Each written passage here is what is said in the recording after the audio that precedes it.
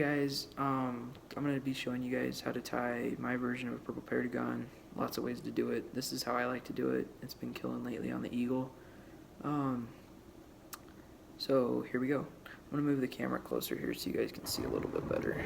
So I'm going to use this Vivis white thread for my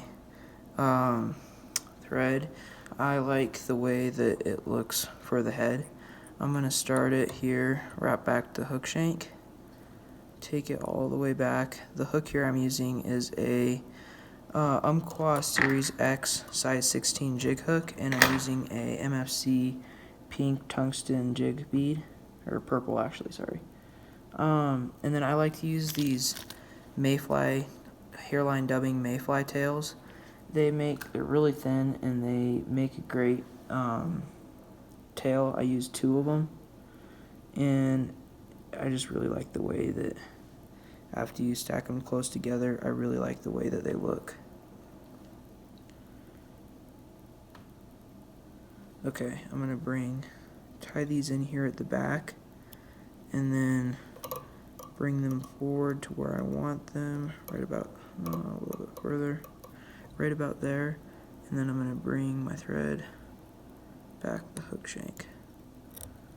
Okay, now I'm going to use this purple midge body thread by Montana Fly, and I'm going to use that for the body. I'm just going to take a little bit of it, and then it's always good to wrap it back up so you don't lose a whole bunch of it.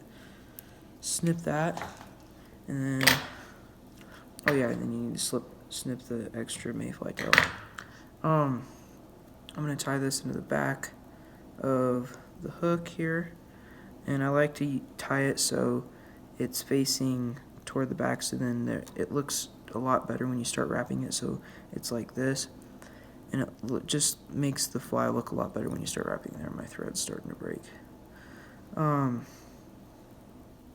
So bring my thread back. Alright, now I'm just going to bring my thread back to the front. If you don't have a rotary vise, then that's fine, just hand wrap it. I'm going to use the rotary function on my vise. So I'm just going to hold this at an angle and then turn this just like so. Don't want to mess your tail up, so got to make sure that doesn't happen. Alright, and then just slowly wrap it back. Make sure you get all of the white covered up. It doesn't look very good if you have some white showing. We're just going to keep wrapping to the back. Almost there. Keep wrapping forward. And then you can also start making a body here when you're gonna try to taper it. So you want to have a sloping downward, so a thicker at the head and then sloping downward. So you can use this material and it really helps make a good body.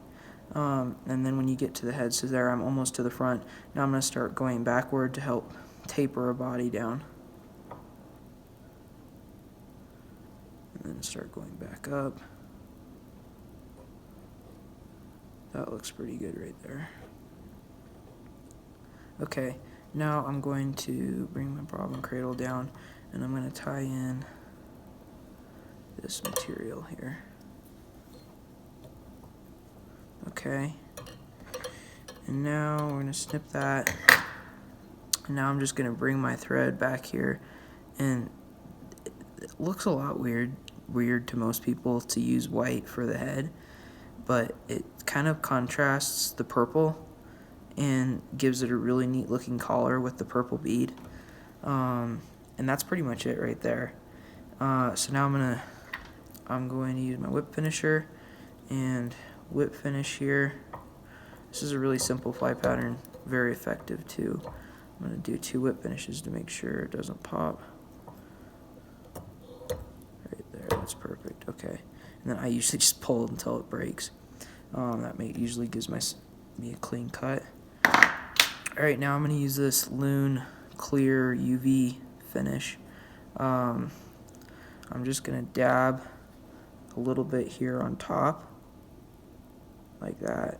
And then I'm going to use this part here to smooth it out and just move it all the way around and spread it around the whole fly so it gets all over the place. And if you need to add more, you can't have too much, but you want to make sure that it's an even amount all the way around the fly, and it'll look a lot better.